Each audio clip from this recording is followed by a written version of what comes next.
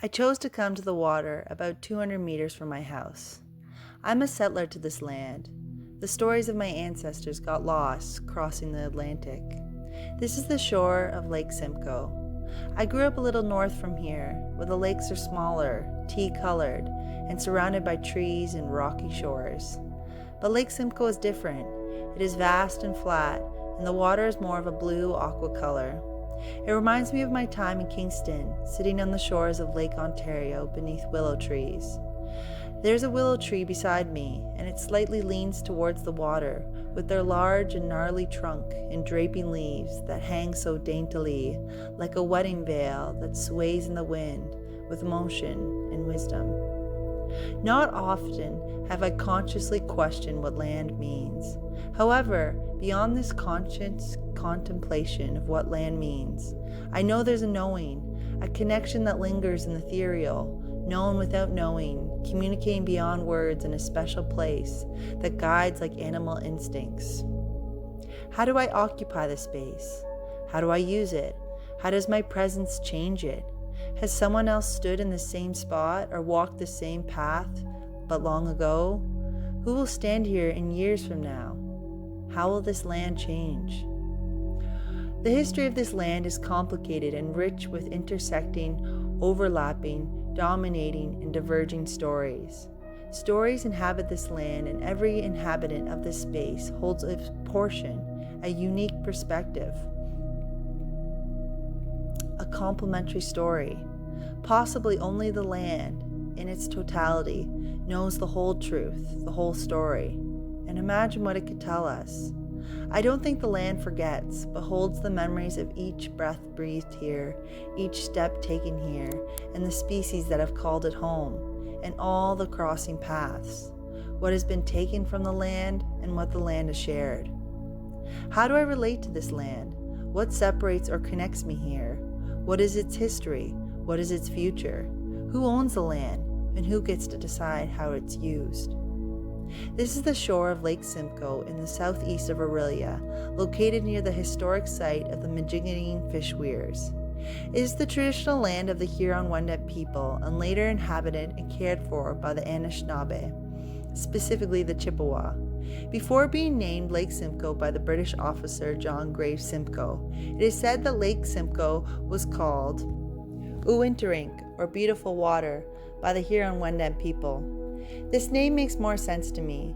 It's not named after a British imperialist with a colonial agenda which further perpetuates colonialism, but rather, Beautiful Water speaks to what it is.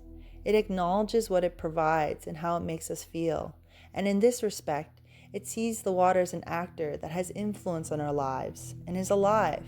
This reminds me of what Potawatomi writer Robin Wall Kimmer speaks about in the power of her Potawatomi language and how language is like the mirror for seeing animacy in the world.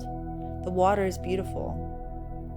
I imagine this land before Orillia was here, what it sounded like, what it felt like, before the cars sped by or the sound of the engine brakes from the big trucks on their way on Highway 12. The water reflects like a mirror. It is vibrant. It shines. I can't see the shores from where I stand from across the lake. It looks vast, and the distant waters ripple on the horizon, which incites a feeling of awe and wonder. You can't help but stop and stare, wonder, watch the sunset or the crescent of the moon hang over the lake at night. The water looks like it has no end. I can lose myself in the sunshine beams, shining reflecting on the rippling water. I imagine what is beyond the horizon. It seems like it could go on forever.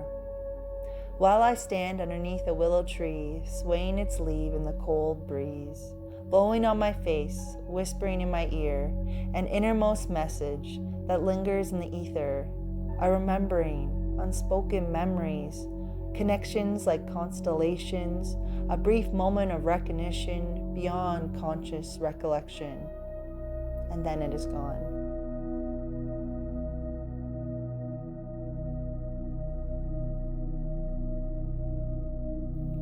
In the summertime, I used to gauge how bad the smoke was in the air by looking out onto the lake. It could be hard to tell how bad the smoke was, but I could tell how bad it was by how far I could see out onto the lake. If I couldn't see far, that meant the smoke was bad. This summer, it felt like most days were hazy with smoke. I would look on the weather forecast, and the weather forecast called for smoke many days in a row. Smoke has become a part of the weather forecast.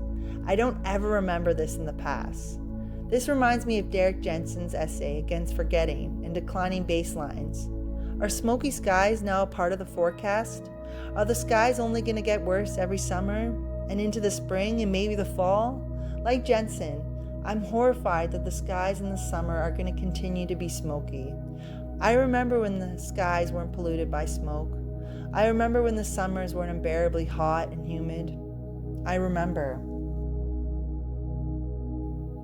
The magnitude of climate change is hard to grasp. The enormity of the issue is utterly paralyzing. And I feel guilty. Just merely living feels like an injustice. Walking into a grocery store can feel like an ethical nightmare. But my choices feel limited. I can feel powerless. I fill up my car with eyes wide shut. I feel bound to a system that is devouring land, people, and the more than human world. And it feels like if we let this voracious beast continue to consume like a cancerous growth, it will devour the entire ecosphere. But I have stood at the edge of despair, with the weight of the earth pressing on me like enduring 40-degree heat, with only one choice but to jump into the black tar, oozing from below me, surrounding me like plastic-filled oceans, like a global fire about to consume, because I melted the glaciers, poisoned the streams, filled my lungs with gasoline. But then it came, like an insignificant seed dancing in the wind, arriving from a place unknown like a fleeting dream, a moment of hope and inspiration, and landed in a little microclimate inside my chest, the last remaining fertile land, and burst from its seed and grew.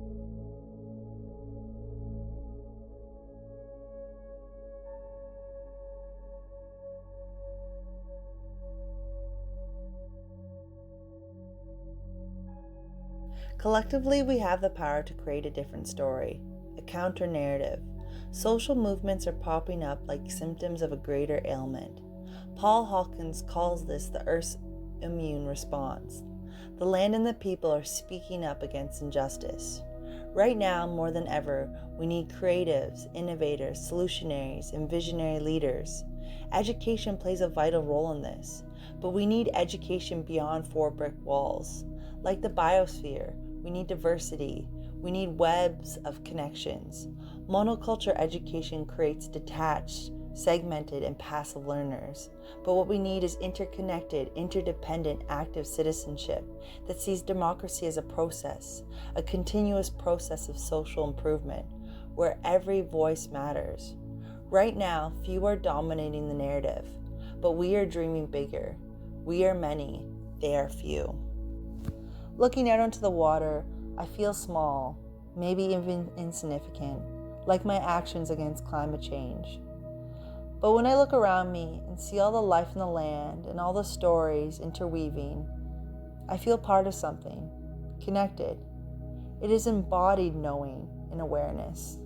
I listen to the playful chickadees and watch the land softly move in the breeze, and I feel something I think we all feel, but have become disconnected, human-made distance like screens shielding me from the sensuous world. What if the solution was as simple as going for a walk, being on the land, and remembering a connection like the undercurrent that animates life, a web of connections that can only be felt through experience? Maybe individually, yes, we can't do much, but I think the power is in collective action. Anishinaabe scholar Leanne Simpson speaks of the Anishinaabe ways of knowing and being. Simpson explains that Anishinaabe knowledge comes roots up. Everything comes from the land. It is interconnected. Culture, language, stories, identity. Knowledge is embodied, personal, yet communal and contextual. Every place holds a special kind of knowing. So what can this land tell me? Existence is a web of relations between the spiritual and the physical.